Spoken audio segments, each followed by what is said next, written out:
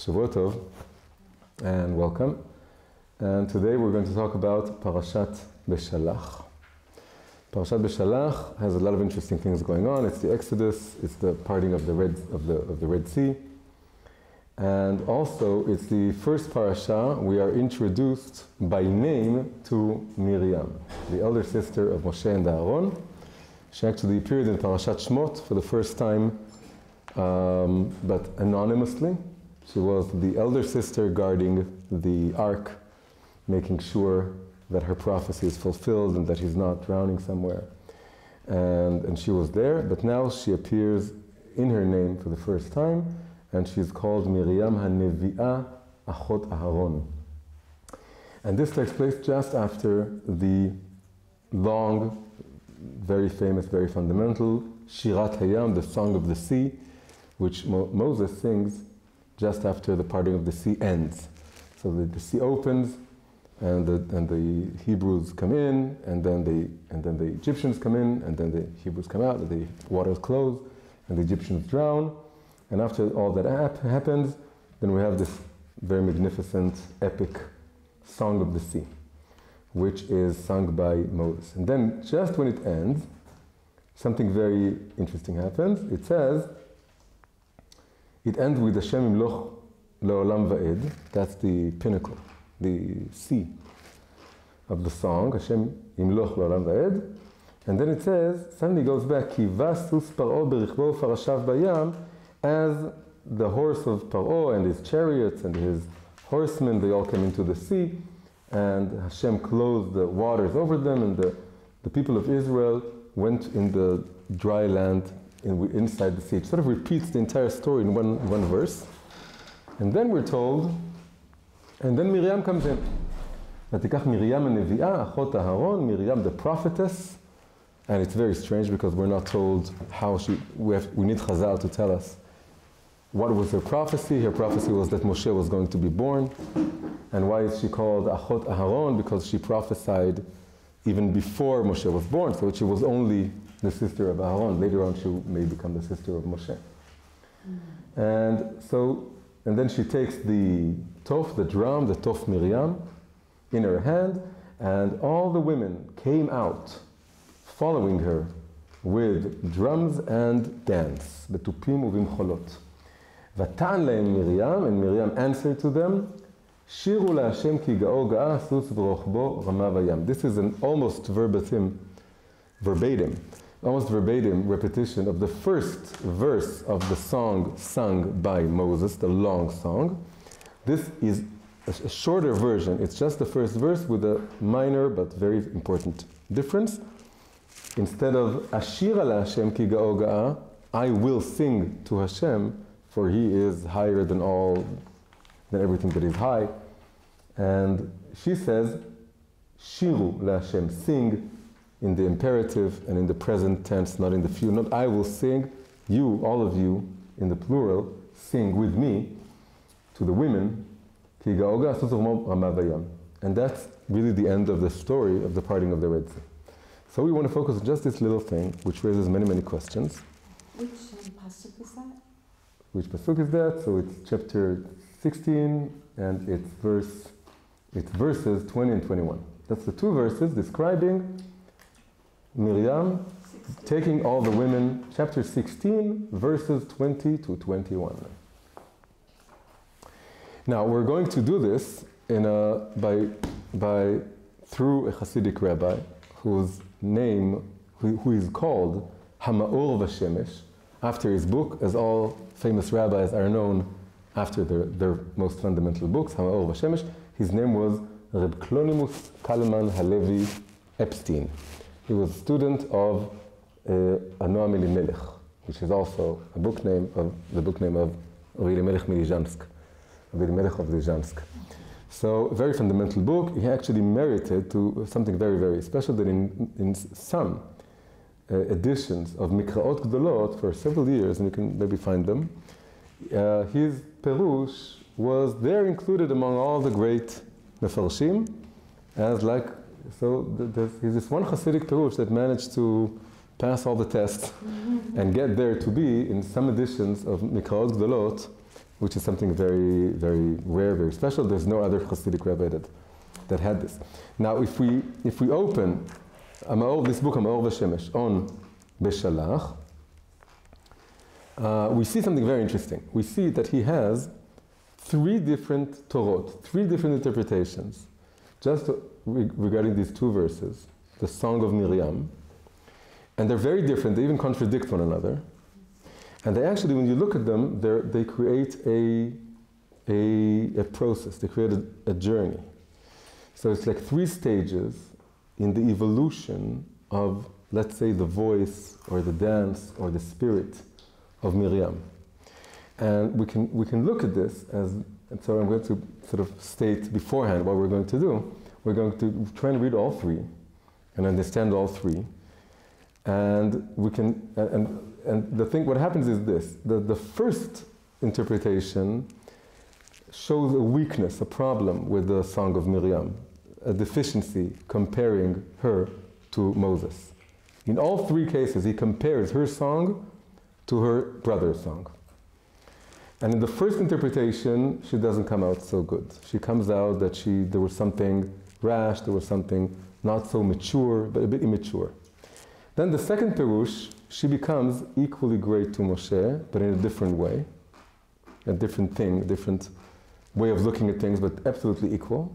And then the third Perush, it's much, much higher than Moshe's song. So that's something very interesting, that he doesn't say this.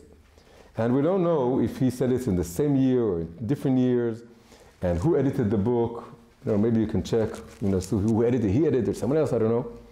But the fact is that you have these 3 Torot, one after the other, and the order is, very clearly, an order of ascent or evolution, that first he points out to a way of looking at her song that is less mature or less evolved, less high than Moses' song. And then the second one that is equal, and the third one that it's much higher, that Moshe couldn't even reach her level. And it also has to do, very, very interestingly, with past, present, and future. So we can see that he sort of delineates, we can say, that, we can see Moshe and generally have 3 shepherds, right, taking Israel out of Egypt. But Miriam is almost modest and in the shadows. She doesn't have such a big role on the surface, because you see Moshe and Aaron, and Moshe is the leader, he's the shepherd, and then he stutters and he needs help, so Aaron joins him, and then they do all the plagues together, and then Aaron gets this important role of being a Kohen HaGadol. But Miriam, she has this story, and then she has another story, which is also sounds negative, when she's rebuking Moshe for basically leaving his wife. And then the final story is that she dies. So the first is that she's looking after him in the river, and then this is the second one. And they're all very small. But if you open the Midrashim, just like all the women of the Tanakh, and that's the thing that I wrote this book about this now, and I'm into this, that all these tiny stories, if you open them up, you see that there's so much hidden. And this is an amazing example, because you have 3 interpretations. So we can say that and also Aaron is not called a prophet. So when we talk about prophets, it's Moses and Miriam suddenly. Well, actually, Aaron is also a prophet. And when she compares herself and Aaron to Moshe, rebuking him later on that he left his wife, she's saying we are prophets also. But he's not called a prophet. She's called explicitly a prophet. He's not called a prophet. And even in that other scenario, when she's comparing, she's clearly at the forefront, and Aaron is behind her. And he's sort of joining her. So they really, when we're talking about 2 main prophets in the desert, it's really Moshe and Miriam. So we can look at these 2 songs as comparing male prophecy with female prophecy. Or male, let's even expand this more, male spirituality versus female spirituality. So these 3 Torot, we're immediately going to open, we can see this as sort of evolution of feminine spirituality. First pointing out to the weakness or something that we need to be careful about, something more immature that we know in the world, he helps us pay attention to this, and then it rises to be equal, and then it rises to reveal a light that's far higher than Moses, than the masculine spirituality. So having said that, let's dive in to the first Perush. So I'm going to read this. So it starts here. So it starts, as many of these kind of Torah start, with several questions. And the questions are actually going to repeat in all three Torot. It's basically different answers to the same questions, more or less. So it starts, the first question is this. He quotes, and then he says many questions I have over this. So first question. Apparently, the whole pasuk preceding Miriam's song that I told you, there's a pasuk that is that makes it that is sort of wedged in between Moses' song and Miriam's song. And this pasuk that I told you before, Ki ba sus Paro, when the horse of Paro and his chariots came in, and then the water covered. It's like recapping the story, and that sort of separates. Why this whole pasuk seems absolutely unnecessary, completely redundant. So it appears. Because it's all been described before.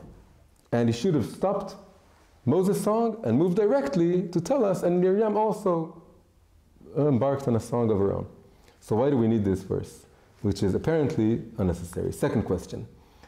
We know that when Moses sang, everyone sang, men and women, everyone was singing. They said that even the fetus within the wombs of the women that were unborn, still unborn children also sang, everyone sang.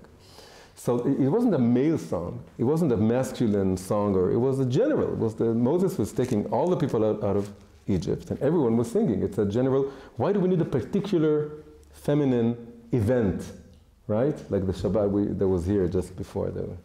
Why do we need this? Do events for everyone, for men and women? Why do you need a special sort of women thing? Second question. Third question.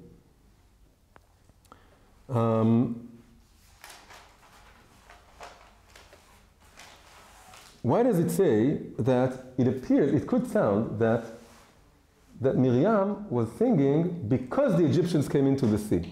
Because when you have that pasuk before, it's going back to the pasuk before, as the Egyptians, you could read it in this way. As Pharaoh and the Egyptians were going into the sea, Miriam, the sister of Aaron, the prophetess, took the drum and started singing. It sounds as if, what he's doing here, he's going to give an interpretation that her song took place before Moses' song.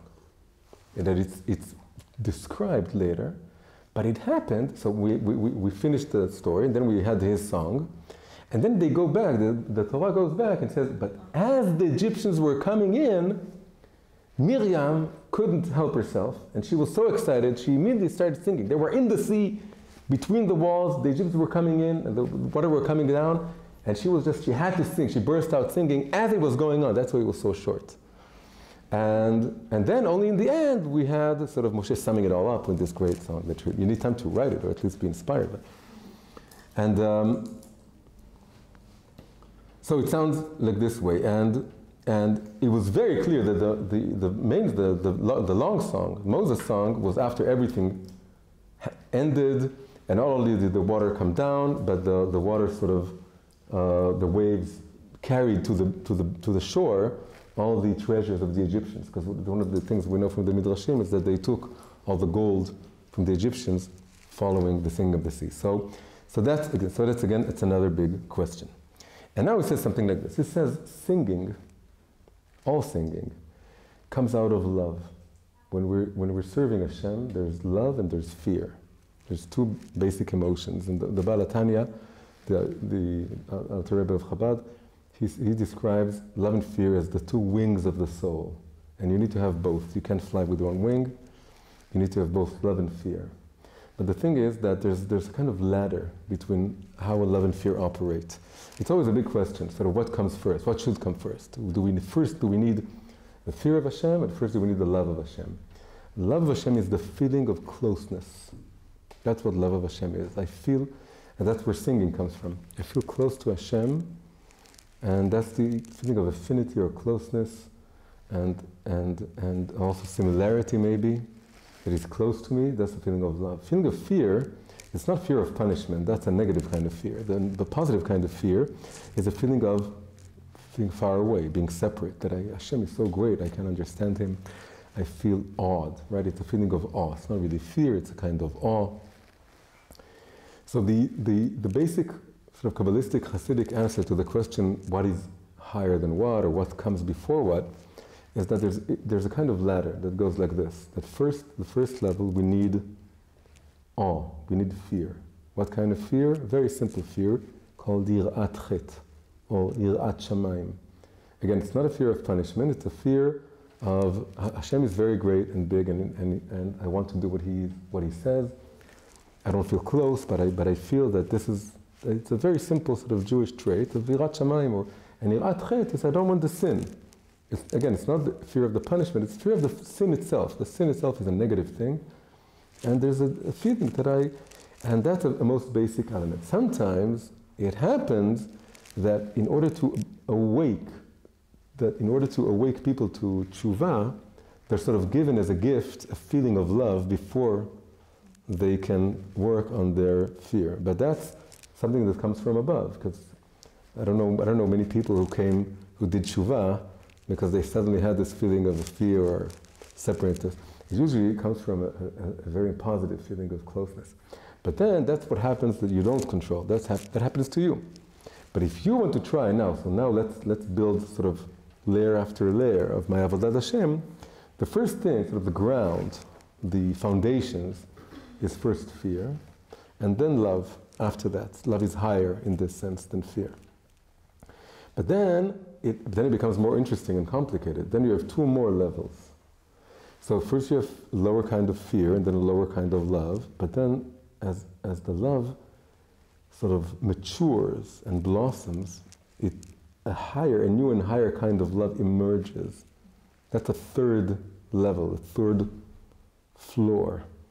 And what is the difference between the two kinds of love? The first love has to do with things that I experience, that I can see, the goodness in my life, the beauty of nature, the beauty of Hashem's presence within my life. And then a higher kind of love and it takes time. And this higher kind of love is a love even for what I don't see. So the first kind of love is called Ahavat Olam, has to do with this world, with what I can experience in this world. And the second is called Ahava Rabbah. It's a greater, boundless love, which I can experience even when I don't feel, not everything is obviously good. I'm not sure what's going on, maybe some things are negative, but I still very much believe and feel that Hashem is with me despite the fact that I don't see Him. Ahava Rabbah. But then there's a fourth level, and the fourth level is again Yir'ah. The order here is Yir'ah, Ahava, Ahava, Yir'ah. Fear, love, greater love, and then fear again. And the higher fear, again another fear, another new kind of, higher kind of fear, which is called Yir'at HaRomemut. That's a fear of, again, it's an awe more than a fear. It's an awe, it's a much higher.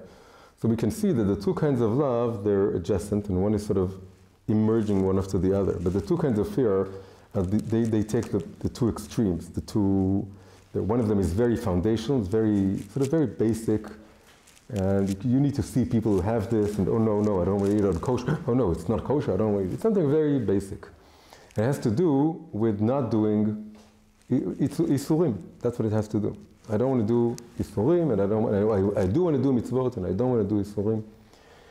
But then you have the first kind of love, then the second kind of love, and then you have another very deep kind of fear, which is a fear that is of realizing, internalizing just how boundless and unfathomable is God. It's like almost when you know someone and then you love him, and you love him more and more, the more you get to know him, the more you love him, but there's a certain level, a certain degree of knowing someone that you realize that there's something infinite about them, or something very deep that is ultimately unknowable. And that's a feeling of distance, not of closeness. So the depth of love is again a kind of fear. Now the higher two, fear and love, the Ahava Rabbah and the Yir'at HaRomemut, they can go hand in one of their the distinguishing marks is that they don't feel like a contradiction at all. The lower two, fear and love, that's the question everyone has, that fear is a feeling of being far away, and love is a feeling of being close, and they sort of contradict. And that's why it's a question. But when you get to the Ahava Rabbah, and you get to Irat HaRomemut, and again, you can imagine, you can picture this in relationships, that you have, that you can simultaneously feel very, very close and very, very far away, and there's no contradiction. It really goes together with the depth of the relationship, with the depth of being really connected to someone, that you know there's something about him that you can never really know, but you also really intimately know them also. So it's the same goes for Hashem. Now, again, I'm not going to read every word, but I'm going to say what he says. He says, both songs, all songs, come out of love. But Moses' song came out of the higher love, which balanced fear and love simultaneously. Because the highest degree is the Sirat HaRomemut. And he brings this beautiful Rashi that is interpreting a verse in Vayikra. The verse says, V'ithalachti v'tochachem, I shall walk among you, Hashem says in Vayikra.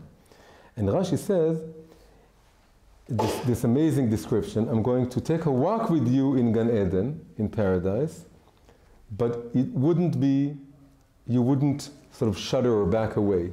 You'd be able to be with me in Gan Eden. And then he says, could it be that there will be no fear when that verse is actualized, when it happens?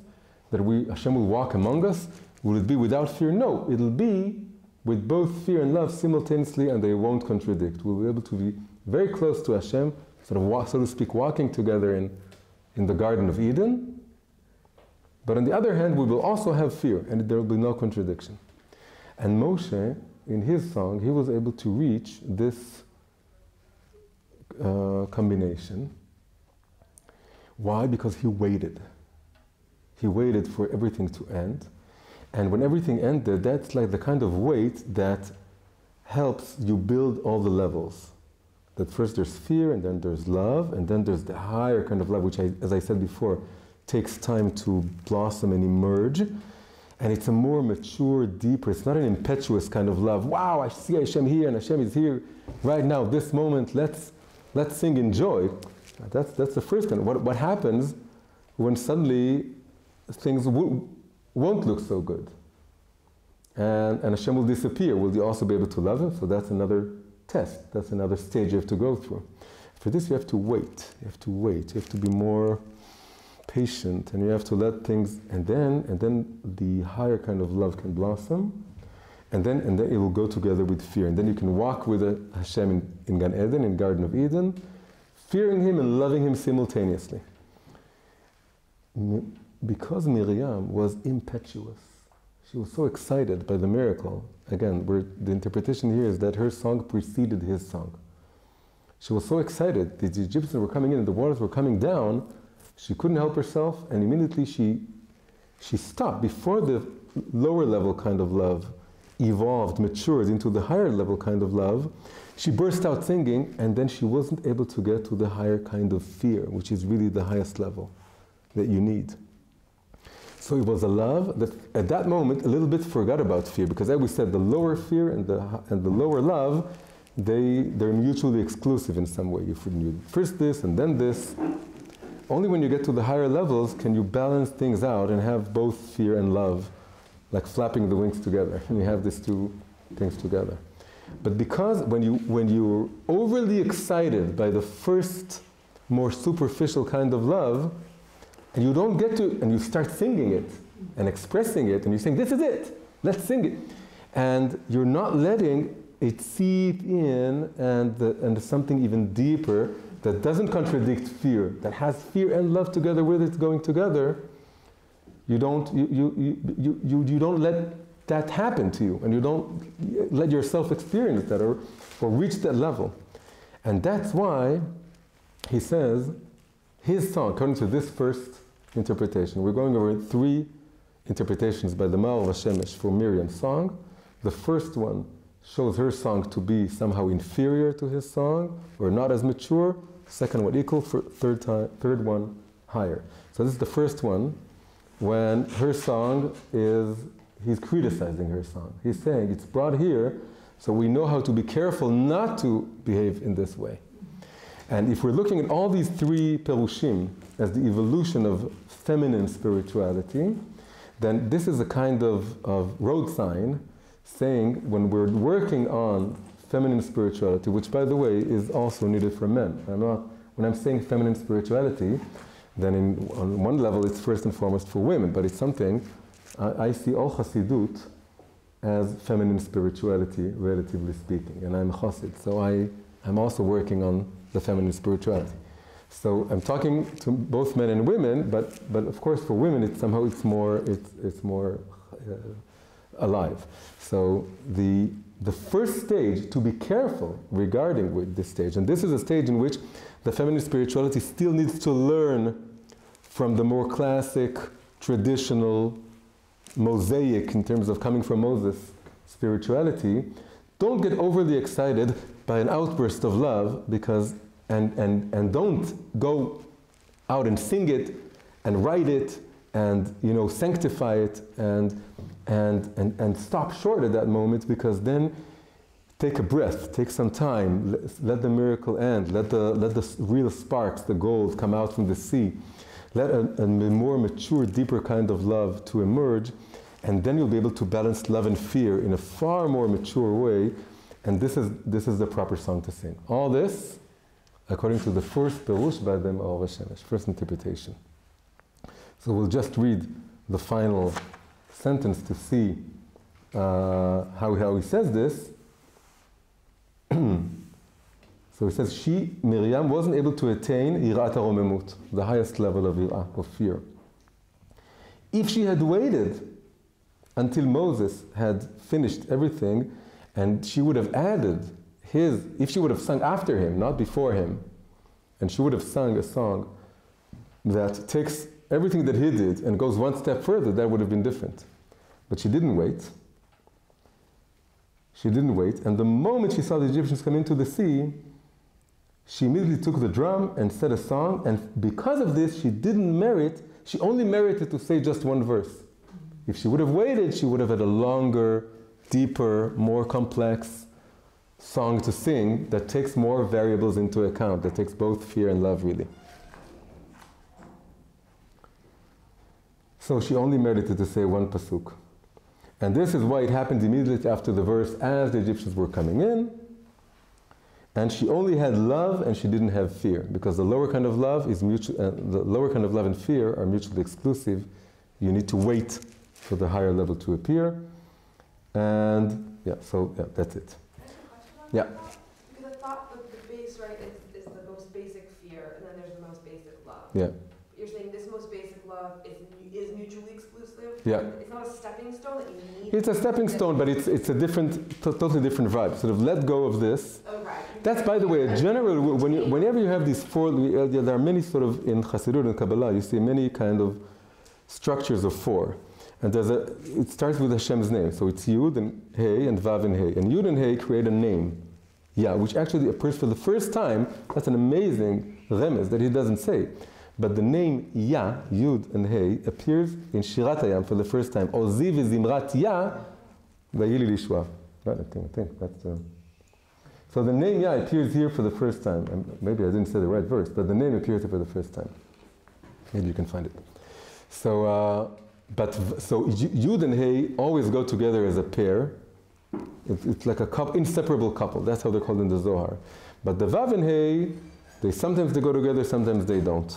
Maybe mutually exclusive is a bit too radical, but they're not necessarily always together. Mm-hmm. So they could be separate. Okay. That means it's a temporary union.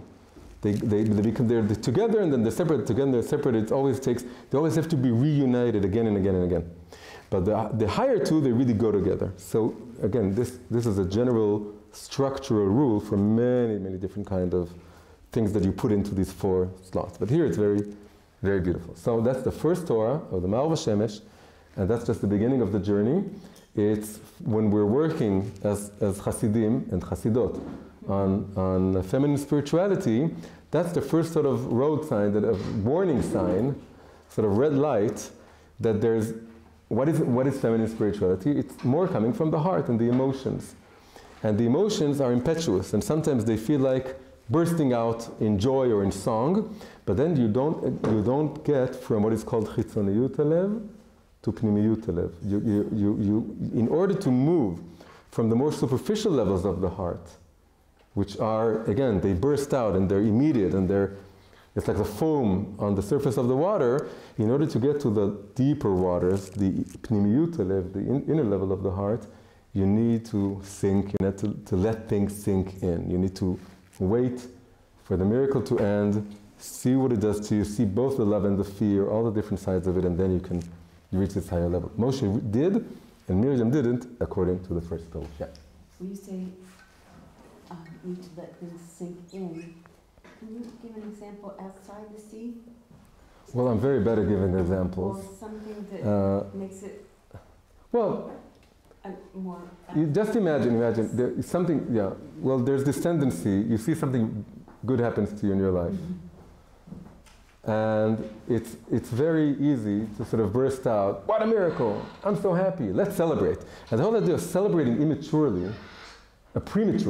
celebrating prematurely has to do with not waiting to hear the deeper meaning of what's going on. Maybe what's happening is not just a reward and something, maybe it's also a challenge. Mm-hmm. Maybe it's also telling me that I need to work on being very careful regarding something, not just being overjoyed. And so letting the lower kind of love is like a lower kind of excitement and happiness and positive feelings. He stayed like stable. He didn't get too excited or too depressed. So I don't know right now. That's sort of this. It reminds me of myself sometimes when I write a blog. When I first write it, I'm excited. First draft of writing something. You shouldn't publish it right away. You should wait. So the first draft, a lot of emotions. Yes. Or you're being excited when you're dating, you're young and you're dating, and then you meet someone and it's exciting, but you have to wait more. Every emotion has these layers to it. And also the thing is that the deeper layers, they go along with what I call fear, which fear is the things I have to work on, the things that I shouldn't be sort of resting on my laurels and saying, oh, I'm getting this wonderful reward from Hashem. No, Hashem is calling me to do some work, to work on something, and that's more challenging, right? Fear is where I'm not. And love is where I'm at. And it's always nice to be excited about what I have. But fear is about what I don't yet have and I need to work on. And so again, moving from the first kind of fear is I have to work on this and that, and then I get a reward. I'm so happy. No, hang on. Let it sink in, and then you see that now it's an invitation to work on something even deeper than you worked on before, like doing tshuva on the tshuva. So in order not to sort of lull yourself into a false sense of security or a sense of just being sort of, I've reached this higher spiritual level. This feeling of I'm in this wonderful spiritual level, my intuitions are so amazing, what I see, and being overly excited, it's really a little bit too much about yourself. And not so much about Hashem. Hashem is always unknowable, always unfathomable. There's always something new to learn and a new level to reach, compared to which you're not there. You're still in the beginning, right? That Yirat HaRomemut is telling you how little you are compared to the infinity of Hashem, and how everything that you still have is nothing compared to the infinite light of Hashem. The Baal Shem Tov said that, the verse says, Torat Hashem Tmima Meshivat Nafesh. That Hashem's Torah is whole, it returns the soul, it brings us back our soul or our nefesh. And he said, so the usual interpretation is, when does the Torah return our soul? When it's whole, when you don't just study part of it, or some of it, you have to study all of it. But the Baal Shem Tov flips it around and he says, the Torah is only returns your soul or connects your soul to its root when you realize that regardless of how much you learned, you still haven't learned anything. The Torah is still whole, you haven't taken one slice of it.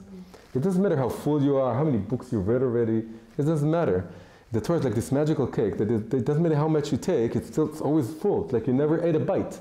You still don't know anything. This is a beautiful image for Rirat HaRomemut, a higher kind of fear that comes after all the love. I love, and I love more, and I love more, and I feel closer and closer and closer to Hashem. But despite being so close, there's this realization that I still don't know anything. And I still have to work on everything. And this is Rirat HaRomemut. And you don't get there if you're overly excited, if you stop in the middle of the journey and you celebrate how close I am to Hashem. Thank God that I was far and now I'm close. Then you lose the feeling of being far that needs to walk with you. Even as you're walking with Hashem in Gan Eden, you need to have this feeling of, I have no idea who this Hashem is. Okay, second Perush. Second Perush, that's the one where it's going to become equal. So this is amazing, because it's thinking the exact same questions and giving totally different answers. And now it becomes, now she also sings before Moshe, but now suddenly it's good. And the fact that all the three Perushim are here, and they're one after the other, tells us that now it's a new step, right? It's a new stage.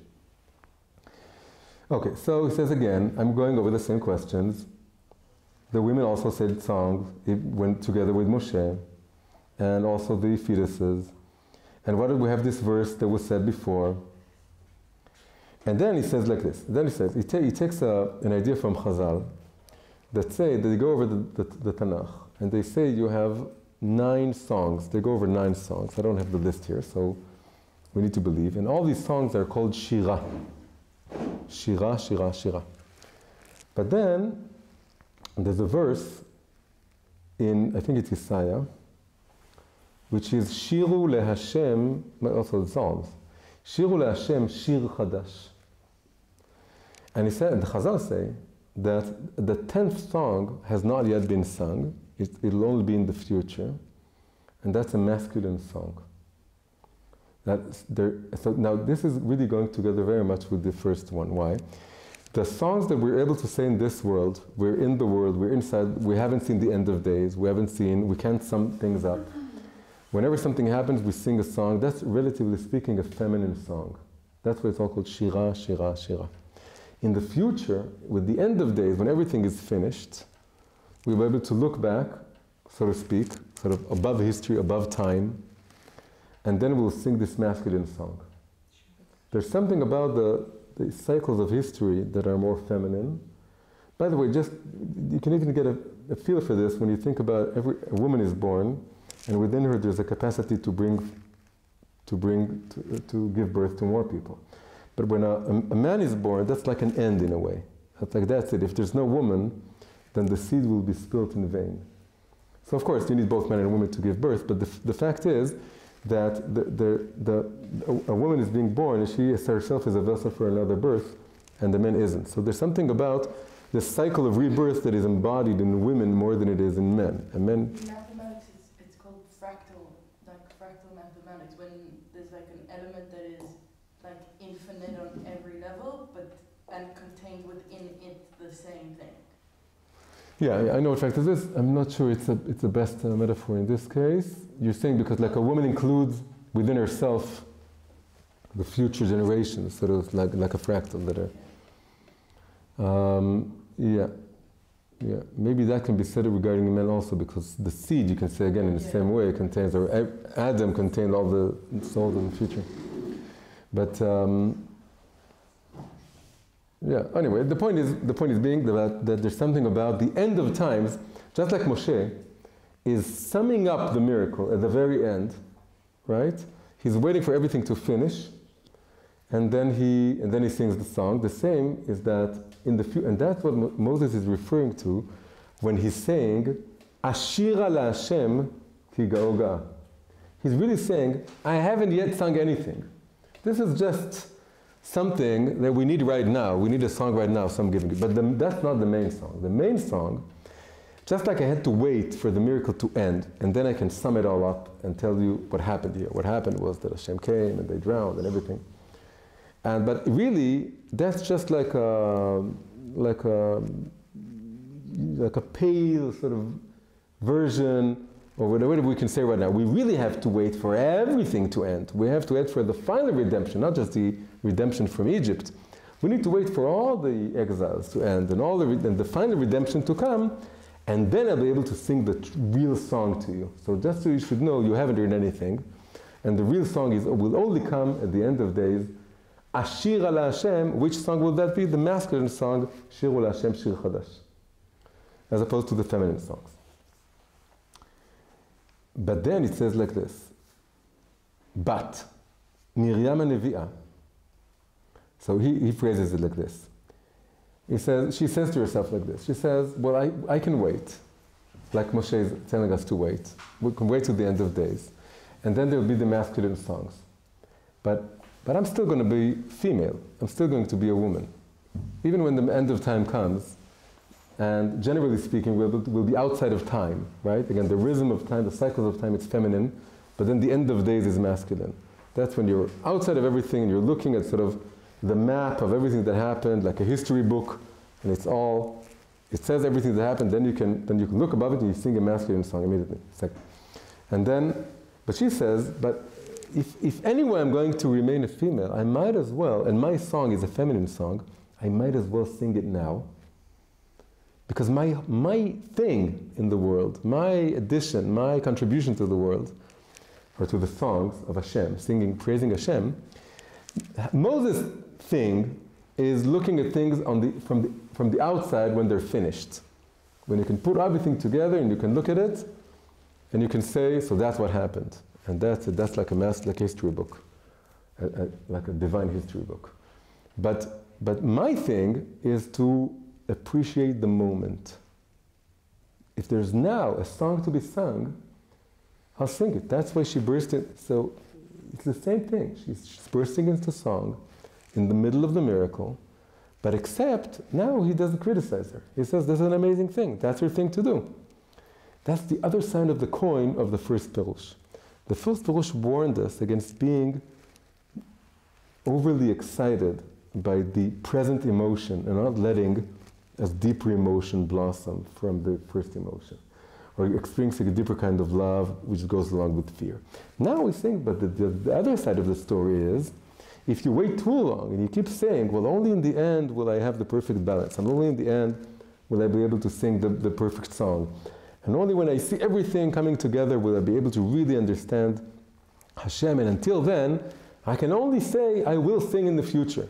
She's saying, no, come on, there's something amazing going on right here, right now. It's partial, okay. So what if it's partial? So what if it's just a glimpse of Hashem's powers, and it's not everything that's in His power to do, and it's not the final redemption? So what? There's an amazing light right here and now in the present, and therefore she's complementing Moses' song in a very important way. So it's just unbelievable that the same person is saying these two Perushim, and they're put in the same book one after the other, because they go in totally different directions, and they take this notion of singing at the present moment, and it really shows us the two sides of it. You have to be careful, but you also have to let yourself do it. And that's the same thing that we were critical of, we have to also to appreciate. Yeah. Okay, I have a question. Yeah. I learned that, like, until Mashiach, like, the energy is going to be, like, more masculine, and then as it gets closer to Mashiach, more feminine, and when Mashiach comes and onwards, feminine. So it's very interesting. Like, why is it the opposite with the songs? It's not the opposite. There's a progression. There's 3 Perushim here. Again, the whole structure of this shiur is that we're going over the Ma'or V'Shemesh. There's 3 Perushim for Miriam's song, and they delineate an evolution of feminine spirituality. The first Perush says that it's not as mature as masculine. The second has them become equal, and the third has the feminine spirituality become higher than the masculine spirituality. Oh, I thought you were just saying that the feminine turns into masculine. Like, no. It starts with feminine, right? Because it's she. No, it's feminine throughout the way. It's feminine. All the 3 Perushim are about Miriam's song. Miriam is here, the embodiment of feminine spirituality, feminine prophecy, feminine singing, and the revelation of a feminine perspective on redemption. But the 3 Perushim, they show an evolution in which it starts below. That's exactly what he said. that throughout history, first we had Moshe and then Miriam was sort of behind him. And then the second Pirush, this Pirush, has her complementing him, they're being equal. And the third Pirush, which you haven't gotten to yet, is her prophecy, her spirituality, her song suddenly becoming much higher. And that's really, now all this is called Aliyat HaNukva in Kabbalah, the rise of femininity. So let's just finish this. This is a much shorter one, the second Pirush. So she says, why wait until the future? It's good at this time also to sing immediately. Shiru LaHashem, not Ashira LaHashem. Let us sing. That's really what Shiru means. Let us sing. That's why she said it to all the women, all of us. Why do we have to wait for this future? That's a very masculine perspective. That we never know what happens until it happens. We have to wait for the... And no singing, really no song can ever be sung until the Mashiach comes. And only then can we really sing songs. So now we're doing something in order to maybe Latet Yedei Chova. We need to sing a song, so this is a song that we have, but really the only real song will be in the future. Why do we need this, we women, says Miriam to her friends. We don't need it. That's for the men, to wait until the end of days and look back and then sing their song. We can see that in this imperfect world, as we're in the middle of the journey, in the middle of the process, there are things to appreciate and things to say thank you for and to praise and to sing for. And we're going to sing it, and this is our song. It's not only like a draft for a future song. We're singing our song. We can sing it right now. We can do it right now. And we should say immediately, right now, a song to Hashem. There's no point to wait for the future. So again, that's the second Pirush of Ma'or Vashemesh. And now we're getting to the third one. The third one, as we said, that's really the most amazing one and the most messianic one. Okay, so it goes like this. So this time he has new questions. So the first two were two parts of the same coin. Here he's adding some new questions that we didn't have before. Actually, the second one also added the question of the past versus future versus present tense, Ashira versus Shiru, which the first Pirush didn't address. So now we have the third, and he says like this. So questions are, it says, "Vatetzena kol hanashim acharah." All the women came out. Where did they come out from? What is this coming out from? Where were they in? Where did they exit? Where did they come out to? That's the first question he has in this third Pirush. Also, mecholot. Why do we need the mecholot? Just say the tupim. She took him tof, and then all the women took tupim also, drums. And the mecholot, he's curious about the dance. What was the dance about?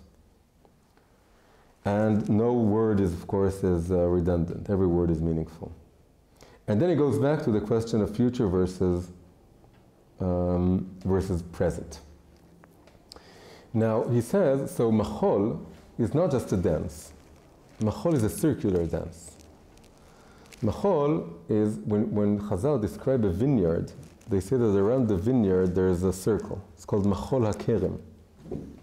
We also know the connection between Machol and Kerem from the dancing of the maidens in Tu B'Av and Yom Kippurim. Lo hayomim tovim l'Yisrael. There were never days that were as joyous and good to Israel as Yom Kippurim and 15th of Av.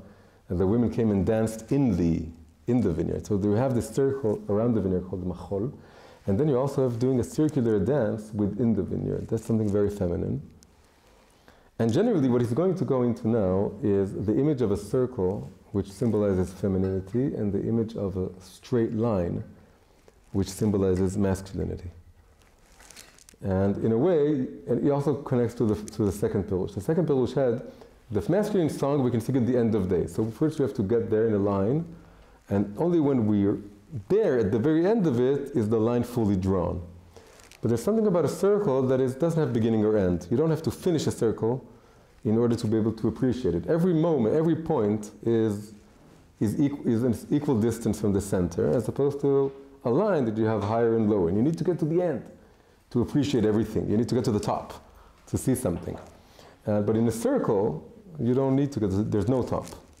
So it's going to go into this very deeply now. So he says like this, he says, in the end, very end of tractate Ta'anit in the Talmud, it ends with this amazing description that in the future, Hashem is going to take all the tzaddikim and he'll do a dance, a circular dance, and all of them, regardless of where they come from, their arguments, whoever was superior to anyone else, all the tzaddikim will be equal. They will be in one big circle, and they will all point to Hashem and say, Ze Hashem kivinu lo. This is what we were hoping for and longing for. And in a way, it's a kind of metaphor for what happens. You know, there are many arguments in this world. You have some very harsh arguments, right and left. Every issue that they have, think of the biggest issues, like, I don't know, abortion, homosexuality, whatever, biggest issues. People are arguing. And sometimes when those argues, you know, they don't get anywhere sometimes, most of the times. And then I was in this argument once, and it ended in both of us agreeing, we really can't wait to be at the end of days in the other world to see if I was right or you were right, or we were both right or wrong in some way, and we're very curious to see, we have to meet on the other side and see what happens. And there's, in a way, the Chazal have this very harsh argument about how to understand the Torah. And this image that they're all going to be in a circle is everyone will see Hashem from his perspective, and we'll see how it's all mutually complementary, how it's all integrated. Each one saw Hashem from his perspective, and it's all true. Ze Hashem kivinu lo.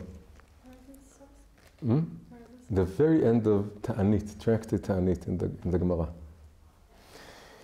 So it says, Atid HaKadosh Baruch Hu Lasat Macholet Tzadikim. Hashem will do this circular stance to the Tzadikim. He will sit in the center. Everyone will point in his finger and say, this is Hashem that I was longing for. And they, of course, they will all agree. They will all see the truth of everything, right? And another way of saying this is that in the future, all the Tzadikim will say, you were right. We're all hoping that in the future we'll be able to say, see, I told you, I was right. Told you so, but you told me so, I told you so, you told me so. We can see how we're all parts of this. We all have this partial perspective and something that's greater than us. Okay, now it says like this. It says, and then it goes into suddenly this Kabbalistic explanation that we have to go into a little bit also. And he says, when according to the Ari, how did Hashem create the world? Right? Kabbalah is going before creation. Although the Mishnah says we should know what came before and after, or what we should know, but that's exactly what Kabbalah does. It took some time in order for us to be able to answer those questions to some degree. So the Ari start with before the Bereshit bara Elokim et hashamayim ve'et haaretz, he talks about infinite light of Hashem. Hashem fills all the worlds, all the future worlds. Hashem is everywhere. It's all one infinite light.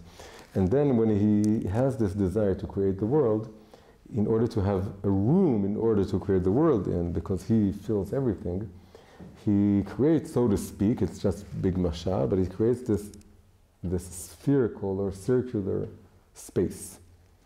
And he pushes his light to the sides, so to speak. So Chassidut is always very careful to explain it's not kifshuto, the light is still there, but from the point of view of if you're in the space, it appears to be empty, but if you look at it from Hashem's perspective, it's still full. That's a big topic in Chabad especially. But anyway, the picture is that he pushed away the light in all directions and created a circular space. So that's how the world was started, with a circle.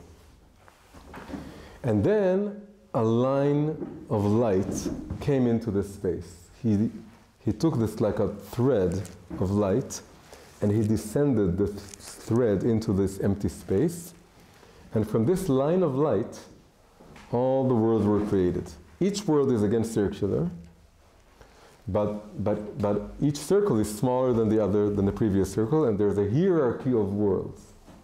But each world is a circle that sort of echoes the original surrounding light of Hashem. Now, so we have two kinds of light here. One is called the surrounding light. That has to do with circleness and equality. That Hashem is everywhere at the same time. And the other kind of light is not called surrounding light, it's called light, the filling light, right? The Hebrew verse, the terms are Sovev Kol Almin, the light that surrounds all the worlds, which also means it permeates all the worlds equally. It's not just, when you say surrounding, what we mean by this is that it doesn't matter if I have a small vessel or a big vessel, if I know a lot of Torah, I know little Torah, I learned a lot, I haven't learned anything, I'm tzaddik, I'm rasha, I'm Beinoni, wherever, it doesn't matter. The Sovev light, the surrounding light, surrounds everything.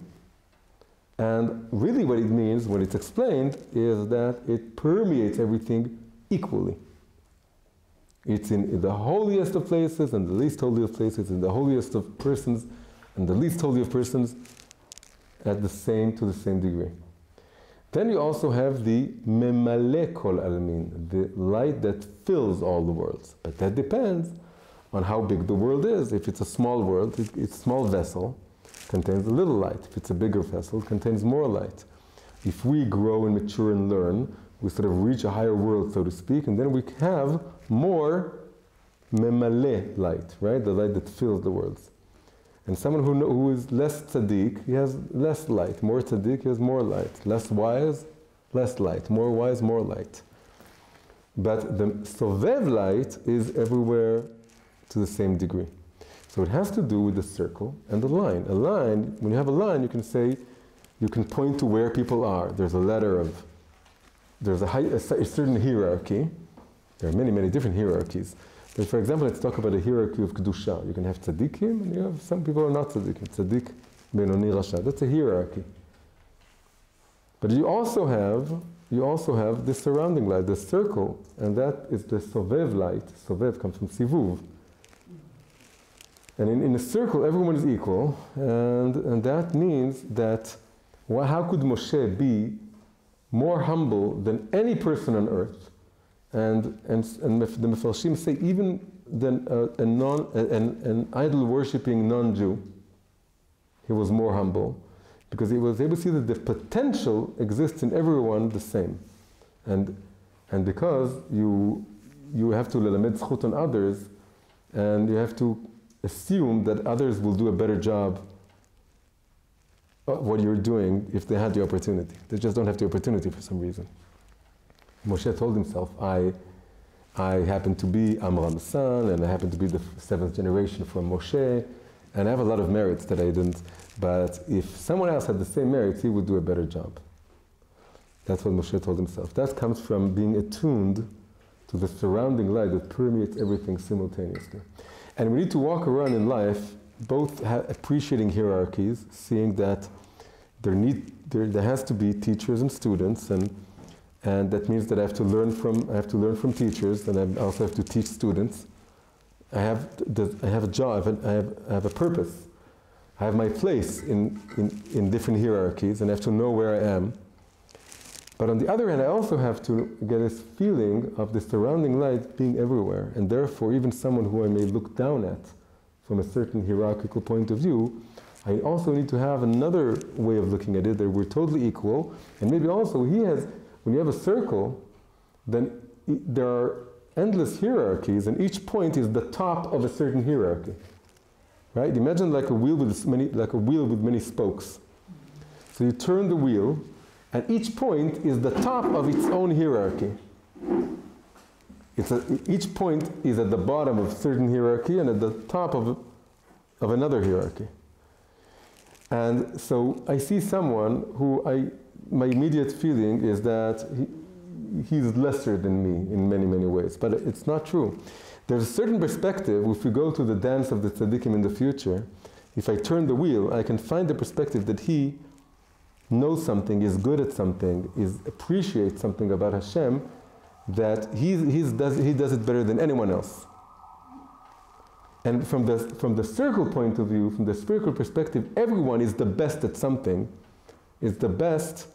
If you just have to turn the circle so he becomes the top point, regarding that line, he's the best. He knows, and that we all become equal because there's really endless hierarchies, endless ways of looking at things, And each person will be the best, like the king of his own universe, of his own planet. What source are you quoting, if you don't mind? So he says this, he's always saying this here. That every person is the best at something in terms of He spiritual said, potential. yes. That's the whole point. And to me, finding a lot of words to describe something that has to do with the surrounding light. Such a unique soul tikkun. Exactly. That wouldn't really be necessary. You see what I'm saying? If we're all in such an individual, unique soul journey. Well, just this language, just why saying. Why can't somebody, one soul is very high and better than everything than the other soul, because this soul has one little thing to fix and this soul has 50 things. Yeah, but okay, but did you let's do one step after that. Go one step ahead. If each one is individual and has their own tikkun, and this person's little tikkun, that's his 100% that he has to do, and this guy's big tikkun, that's his 100%, then in a way, then they're equal, because this is his 100 and this is his 100. That's his tikkun, this tiny little thing that he has to do here, that's what he has to do. And so someone has to be a king of a whole nation, and someone has to just take care of a little garden. And you can say they're all individuals, why compare them? But you can say that that's how they're equal. That's exactly how they're equal. Each one is doing what he's supposed to do to the best of his abilities. And regarding that sphere of that realm of whatever it is, he's the king. So the king of the nation and the king of the little garden, they're equal in the sense that each one is taking care of his own kingdom. That's the whole idea. The whole idea is that just by saying everyone is unique, that's exactly the circle thinking. Circle thinking is there's no high and low. Each one has his own thing. And so again, when there's one circle that I can say this is the king and this is the gardener. But there's another perspective, the perspective of the gardener, in which taking care of nations is ridiculous, that's not interesting. Let's see the king come to the garden and take a little plant and take care of that. And you just have to turn the circle. When you have the circle point of view, everyone has their own thing, and there's no way of judging which is superior to which, because it's adopting a different perspective. And the equality of perspectives, being like the knights of the round table, there's no king or knights. Everyone is equal. So imagine sitting at the circular table, and everyone feels that he's at the head of the table. He has this, from his point of view, this is the center of things. Now, from another point of view, it's a hierarchy. So let's try and read this from here and see where he's getting to. What he's saying, this is this. He's saying Moses' song came from a linear perspective. From his perspective, from a linear masculine perspective, you have higher and lower, and you have, right? Moshe, he's bringing the Torah. That's something you. I'm just confused because you're also saying his humility came from the fact that he did see this round thing. Yeah. There's something very balanced. Yeah, but not in this situation. In this situation, because I referred to him, that was confusing. So, but in this situation, so let's see how he says this. He says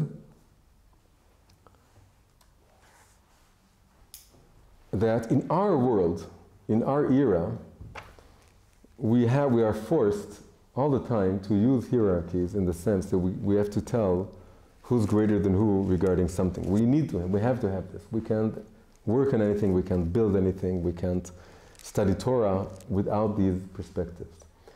But in the future, that's very, very interesting, because before he said that Miriam's song has to do with living the moment. And Moshe is looking from the future. But now, again, there's another reversal. Now she becomes the futuristic prophet, and he becomes the present-day prophet. And each Perush here is sort of flipping something regarding the previous Perush. So according to the third Perush, she was able to illustrate or to embody or to give to lehamchish, how do you say, to convey what is how this surrounding light appears to be. When they were singing, dancing in a circular dance, and they were able, and that also has to do with experiencing at the moment. There's something about this future of all futures, this sense of everyone being equal, this future dance of the tzaddikim can be experienced in momentarily if you're attuned to the right perspective. The hierarchy will only be completed when we're all climbing to the top of our abilities, sometime in the future. But because the surrounding light permeates everything simultaneously at each and every moment, then a woman prophet, a feminine spiritual type like Miriam, can adopt this perspective right here and now. You can see that there's Moshe and Aaron, and there's the hierarchy of the Jewish people, and the Egyptians are drowning, and everything, there's a hierarchy for everything. But you can also suddenly stand back and see how everything is equally good, and all perspectives are equally. And he says here that that's why we're doing hakafot, both in Hoshana Rabbah and immediately afterwards in Simchat Torah. In Hoshana Rabbah, it has to do with praying, or hoping for rain, praying for rain. And in Simchat Torah, it has to do with being grateful for having the Torah.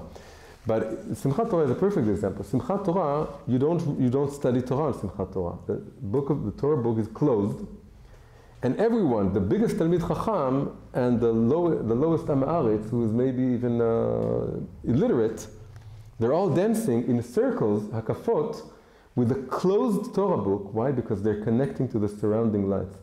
And in the future days, when the surrounding lights will be clear to everyone, we'll see how the biggest Talmid Chacham and the most illiterate Am Haaretz, they each had their perspective to contribute. When throughout the days of the year, the books are open, then the illiterate one can't read, and the wisest one is teaching everyone else. But when the books are closed and you start the circle dance, then they all become equal, they're equalized. There's a story here in Israel, there was this famous journalist, and he grew up Haredi, ultra-Orthodox. And then he lost his faith, or he distanced himself, and he became very, very well-known secular journalist, an art critic. And one day he said what caused him to leave. And it was just one sentence uttered by his Rav in the yeshiva that so offended him so much he couldn't. At that moment he said, I'm through, I'm done with this, I'm leaving. What was it? It was Simchat Torah. And he was dancing with all the yeshiva bachos together, he was singing together. And then his Rav told him,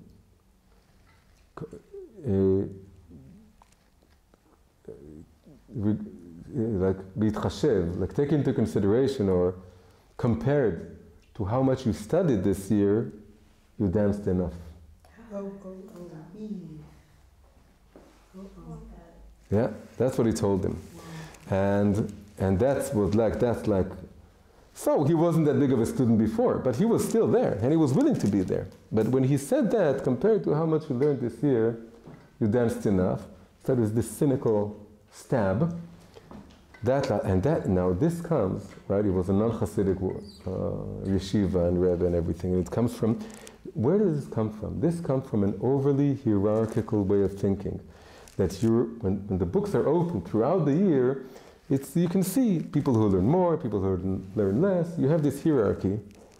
But the whole point of Simchat Torah is to let go of to squash down all the hierarchies and put everyone in the same circle and have the simplest of Jews dance and sing with the most sophisticated, because then there's no really difference. Because like we said, Torat Hashem Tmima, that even those who learned much, no, they haven't learned anything. They don't know anything yet. The books are closed. I don't know any book of Torah. I don't know Aleph. It says the Baal Shem Tov, before he came to Eretz Israel, he forgot all of his Torah, including all of the alphabet. He forgot everything. And then he needed to be reminded of Aleph, and that helped him remember Bet, and so on, and then he remembered all the Torah. But before you get to a new world, you have to feel that you don't know anything. And this comes from the surrounding lights. And that Rav, of course, that told him this terrible thing, he wasn't in Simchat Torah. He was still in a regular, hierarchical, linear thinking that compares, he didn't understand the first thing about Simchat Torah, that the whole idea of Simchat Torah is that you yourself don't know anything. Maybe he knows more than you do. You don't know what he knows. Maybe he knows something about maybe the little Torah that he learned. He appreciated something that you never saw and will never see, and he needs to be your teacher regarding that point. That's the whole point of Simchat Torah. The whole point of Simchat Torah is like the Baal Shem Tov sending his Talmidei Chachamim to the simplest illiterate Jews who could only sing or blow the flute or say kukuriku, and tell them you know more Torah than them, but they can teach you something you don't know. They know more about emunah than you do. They know more about devotion than you do. We're all equal. The whole point of Chassidut is bringing the surrounding lights more and more and more into this world, and letting go of the hierarchies, the judgmental hierarchies in which we experience ourselves to be higher or lower than other people, and seeing how you can learn something from everyone. That's the whole point of Simchat Torah. And what Miriam did, that's what he's saying. She did Simchat Torah at that moment. The Torah wasn't even given, but she did Simchat Torah at that moment when she said, let's do the circular dance and pull down the circular, all-embracing, all-permeating light of Hashem that shows how we're all equal. That's a feminine, that's the apex, the climax of the evolution of feminine spirituality, in which he's even saying, once that is reached, so paradoxically, I'm saying this is higher than masculine spirituality, but now I'm using a hierarchy. So the hierarchy exists. It says these lights are higher than masculine spirituality lights because the circle preceded the line. When Hashem created the world, first there was the circle, but what the circle really does is that it equalizes feminine and masculine spirituality. And they really all become equal. Then we see really the circle is closed. Because then we see that there was room for Moses' spirituality to be higher like in the first Perush, and there's room for the feminine spirituality to be higher like in the second and third Perushim, and really they're all equal. And we need both the feminine spirituality and the masculine spirituality at the same time. Hi, if you've gotten this far, you've probably enjoyed the class. If so, please consider supporting me on Patreon. Patreon is a platform designed to help independent creators receive financial support from their followers. These classes take time and effort to make, and any amount really helps. You can check out the link to my Patreon account in the description below. Thank you.